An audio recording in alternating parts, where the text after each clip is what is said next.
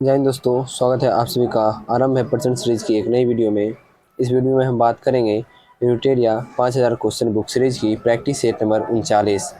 बिना time waste किए start करते हैं प्रैक्टिस सेट नंबर 39 का क्वेश्चन नंबर 1। निम्नलिखित में से कौन अवध का अंतिम नवाब था? तो अवध का अंतिम नवाब कौन था, निम्नलिखित में से पूछ रहा है। इसका आंसर हो जाएगा वाजिद अली शाह। क्वेश्चन नंबर 2, पूर्ण स्वाधीनता का प्रस्ताव कांग्रेस के किस अधिवेशन में पारित किया गया? तो पूर्ण स्वाधीनता का प्रस्ताव कांग्रेस के लाहौर अधिवेशन 1929 में पारित किया गया। क्वेश्चन नंबर 3, बंगाल विभाजन की घोषणा के बाद किसके नेतृत्व में मुसलमानों का एक शिष्टमंडल वायसराय लॉर्ड मिंटो से मिला था? तो किसके नेतृत्व में मिला था बताइए? तो ये मिला था आगा खां के नेतृत्व में।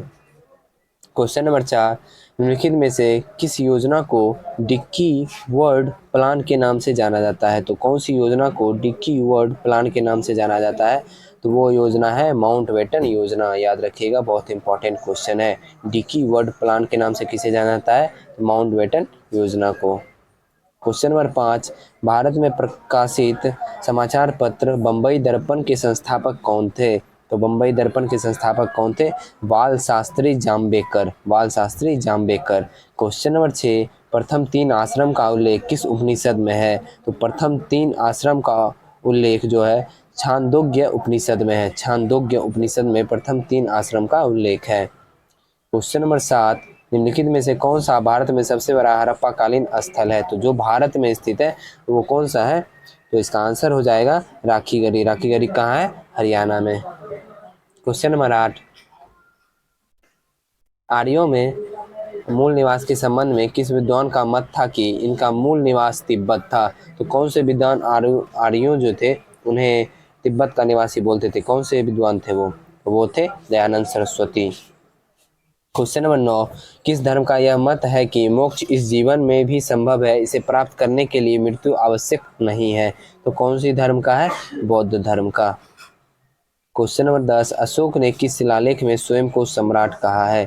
तो अशोक ने भाब्रू शिलालेख में स्वयं को सम्राट कहा है। क्वेश्चन नंबर 11, दशावतार मंदिर का निर्माण किस काल में हुआ था? दशावतार मंदिर का निर्माण हुआ था गुप्त काल में। क्वेश्चन नंबर 12, प्रसिद्ध शासक अमोघवर्ष द्वारा कविराज मार्ग की रचना किस भाषा में की गई थी? तो अमोघवर्ष द्वारा कविराज मार्ग की रचना किस भाषा में की गई थी, ये पूछ रहा है। तो ये किया गया था कन्नड़ भाषा में। क्वेश्चन नंबर 13, दिल्ली सल्तनत के किस शासक ने शुद्ध अरबी सिक्के चलाए थे? तो दिल्ली सल्तनत के किस शासक ने शुद्ध अरबी सिक्के चलाए थे? तो ये चलाए थे इल्तुतमिश ने। क्वेश्चन नंबर 14, निम्नलिखित में से किसने महाद्वीपीय विस्थापन का सिद्धांत दिया था? तो महाद्वीपीय विस्थापन का सिद्धांत किसने दिया था? अल्फ्रेड वैगनर ने। अल्फ्रेड वैगनर ने महाद्वीपीय विस्थापन का सिद्धांत दिया था। क्वेश्चन नंबर 15, म्यांमार के साथ कितने राज्य सीमा साझा करते हैं? तो म्यांमार के साथ कितने राज्य सीमा साझा करते हैं? 4 राज्य। कौन कौन से राज्य हैं बताइए? इसका आप मुझे कमेंट में बताइएगा। मैं एक बता देता हूँ, पहला अरुणाचल प्रदेश, और 3 आप मुझे बताइए। ठीक है, मुझे ये भी पता है लेकिन मैं जान के नहीं बता रहा हूँ। मैं देखना चाहता हूँ आपको पता है कि नहीं, क्योंकि मैं पिछले कुछ वीडियो में 2 बार बता चुका हूँ इसके बारे में। क्वेश्चन नंबर 16, जोहार घाटी किस भारतीय राज्य में स्थित है? तो जोहार घाटी किस भारतीय राज्य में स्थित है, ये बताइए? यह है उत्तराखंड में स्थित। क्वेश्चन नंबर 17, निम्नलिखित में से किस प्रकार की नदियों में जल ग्रहण की क्षमता कम होती है? जल ग्रहण की क्षमता कम होती है। तो कौन सी प्रकार की?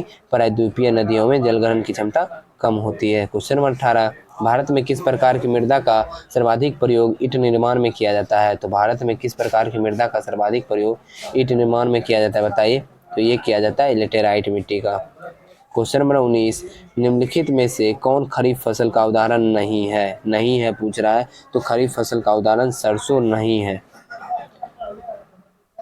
क्वेश्चन नंबर 20, कोल इंडिया लिमिटेड की स्थापना किस वर्ष की गई थी? कोल इंडिया लिमिटेड की स्थापना 1975 ईस्वी में की गई थी। क्वेश्चन नंबर 21, केंद्र राज्य संबंध पर गठित पुंछी आयोग का गठन किस वर्ष किया गया था? तो ये किया गया था 2007 ईस्वी में। पुंछी आयोग का गठन कब किया गया था?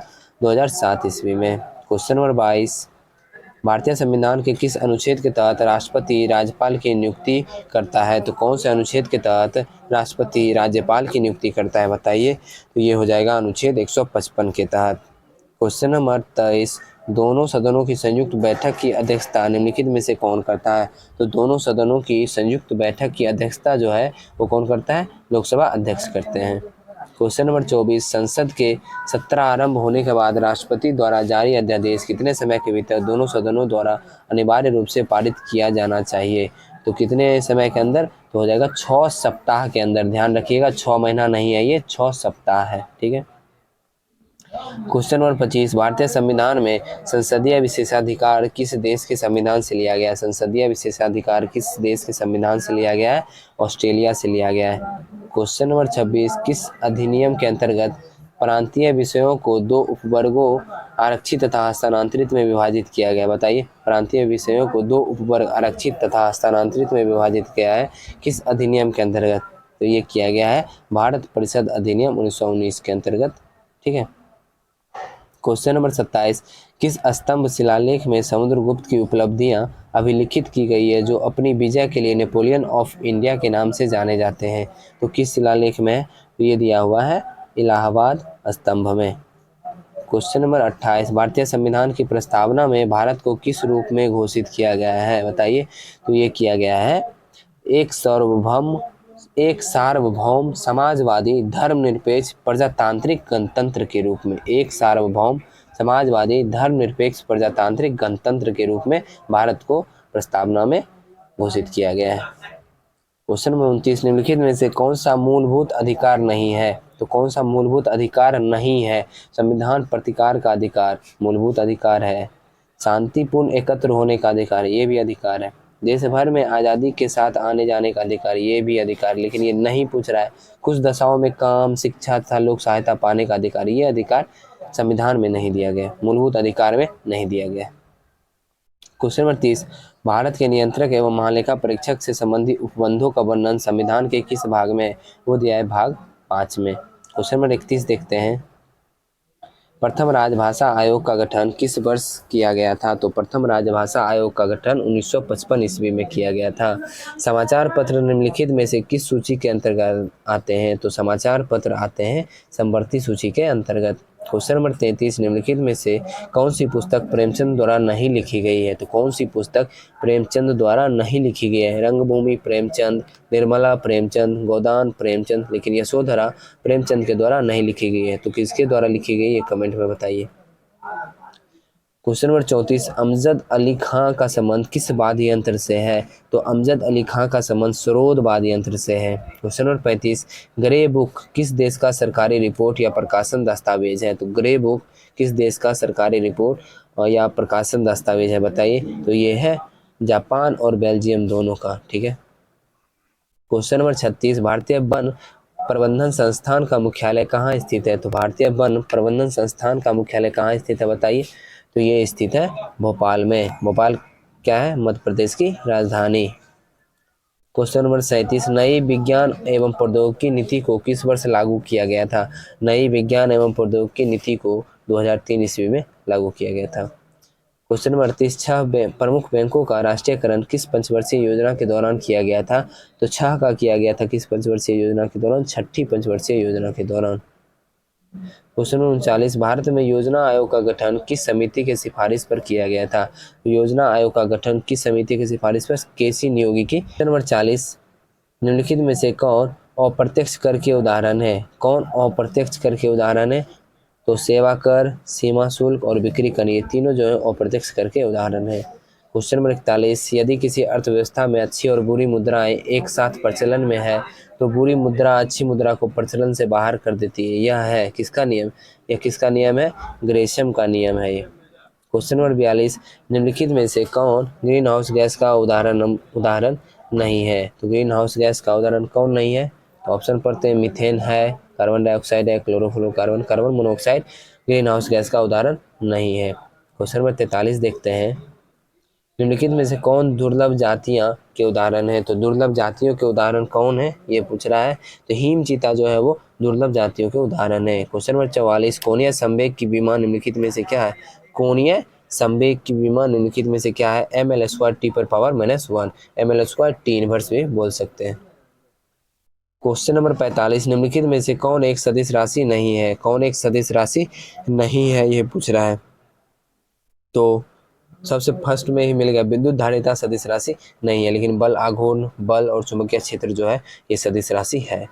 क्वेश्चन नंबर 46, यदि पृथ्वी की वर्तमान घूर्णन गति बढ़ा दी जाए तो विषुवत रेखा पर गुरुत्वीय त्वरण का मान क्या होगा? यदि पृथ्वी की जो वर्तमान गति है, घूर्णन गति, उसे बढ़ा दी जाए तो विषुवत रेखा पर गुरुत्वीय त्वरण का मान क्या होगा बताइए? तो घट जाएगा।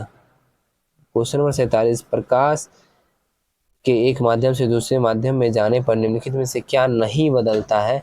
तो आवृत्ति नहीं बदलती है। क्वेश्चन नंबर 48, हीरा में कौन सा प्रसंस्करण पाया जाता है? तो हीरा में पाया जाता है sp3 प्रसंस्करण। क्वेश्चन नंबर 49, चीनी साल्टपीटर का रासायनिक रूप क्या है? तो चीनी साल्टपीटर का रासायनिक रूप है NaNO3।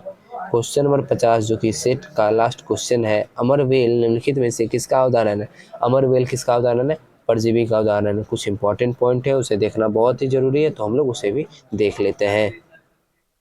तो सबसे पहले ये तो और बहुत ज़्यादा ही इंपॉर्टेंट आ गया, भारत के साथ पड़ोसी देशों की सीमा लंबाई एवं पड़ोसी देशों के साथ लगी राज्य केंद्र शासित प्रदेश की संख्या पूछ रहा है। ठीक है, तो सबसे पहला दिया हुआ है बांग्लादेश। तो बांग्लादेश की जो सीमा हमारे भारत के साथ लगती है 4096 4096 किलोमीटर, और 5 राज्य एवं केंद्र शासित प्रदेश टच करती है बांग्लादेश से। ठीक है, चीन के साथ 3488 किलोमीटर टच करती है हमारी बाउंड्री, और 5 राज्य केंद्र शासित प्रदेश टच करती है। पाकिस्तान के साथ 3323, 5 इसके भी साथ टच करती है। नेपाल के साथ 1751 किलोमीटर, और 5 राज्य या केंद्र शासित प्रदेश नेपाल के साथ भी टच करती है। नेक्स्ट है म्यांमार के साथ 1643 किलोमीटर, 4 राज्य केंद्र शासित प्रदेश इसके साथ टच करती है। अभी मैंने क्वेश्चन में कुछ देर पहले पूछा था, तो आंसर था 4, लेकिन मैंने बताया एक का आंसर, मैंने कौन कौन से 4 है ये मैंने आपसे पूछा। पहला तो मैंने आंध्र प्रदेश बता दिया, अब आगे का 3 आपको बताने के लिए कमेंट में बोला हूँ, तो कमेंट में बताइए। भूटान का 699 किलोमीटर टच होती है, 4 राज्य जो हैं भूटान के साथ टच होते हैं। अफगानिस्तान का 106 किलोमीटर बाउंड्री हमारे इंडिया के साथ टच होती है, और एक राज्य जो है वो टच होती है अफगानिस्तान के साथ, वो तो आपको पता ही होगा कौन सी राज्य टच होती है। नेक्स्ट है भारत स्थित है। भारत कहाँ स्थित है? उत्तरी अक्षांश एवं पूर्वी देशांतर के बीच स्थित है भारत। क्षेत्रफल की दृष्टि से भारत में विश्व में भारत का स्थान है 7वां। विश्व में भारत का स्थान क्या है क्षेत्रफल की दृष्टि से? 7वां। और जनसंख्या की दृष्टि से क्या है? दूसरा। भारत का क्षेत्रफल संपूर्ण विश्व के क्षेत्रफल का 2.42% है, 2.42%। भारत का उत्तर से दक्षिण विस्तार है 3214 किलोमीटर, 3214 किलोमीटर उत्तर से दक्षिण। ठीक है, उत्तर से दक्षिण। भारत का पूरब से पश्चिम विस्तार है 2933 किलोमीटर, 2933 किलोमीटर। भारत की जलीय समुद्री सीमा से संबंधित देशों की संख्या है 7।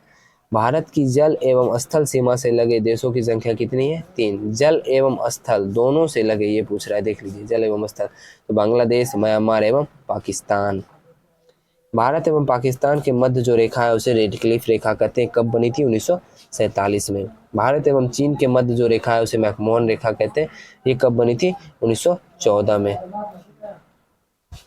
और नेक्स्ट है भारत एवं अफगानिस्तान के मध्य जो रेखा है उसे डुरंड रेखा कहते हैं। ये कब बनी थी? 1896 में। भारतीय मानक समय गुजरती है भारत के 5 राज्यों से। कितने राज्यों से? 5 राज्यों से। तो 5 राज्य कौन कौन से? उत्तर प्रदेश, मध्य प्रदेश, छत्तीसगढ़, उड़ीसा और आंध्र प्रदेश। कर्क रेखा गुजरती है कितने राज्यों से? 8 राज्यों से। कौन कौन से राज्य हैं?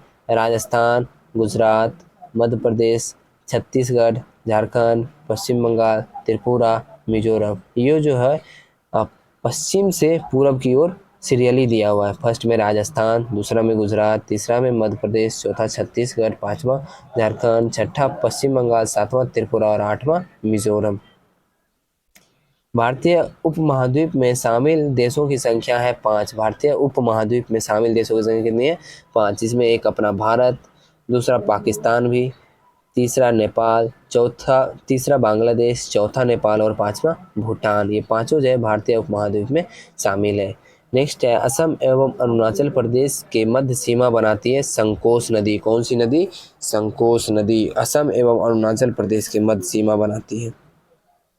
भारत और नेपाल के मध्य सीमा बनाती है काली नदी। काली नदी जो है भारत एवं नेपाल के मध्य सीमा बनाती है। भारत एवं म्यांमार को अलग करता है कौन? पटकाई की पहाड़ी। पटकाई की पहाड़ी क्या करती है? भारत और म्यांमार को अलग करती है।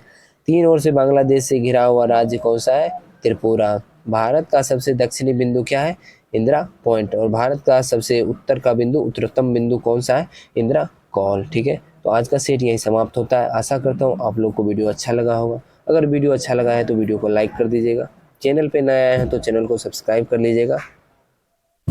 और मैंने जो भी आंसर आपको पूछा है उसका आंसर आप कमेंट में ज़रूर बताइएगा। मिलते हैं अगली वीडियो में। जय हिंद।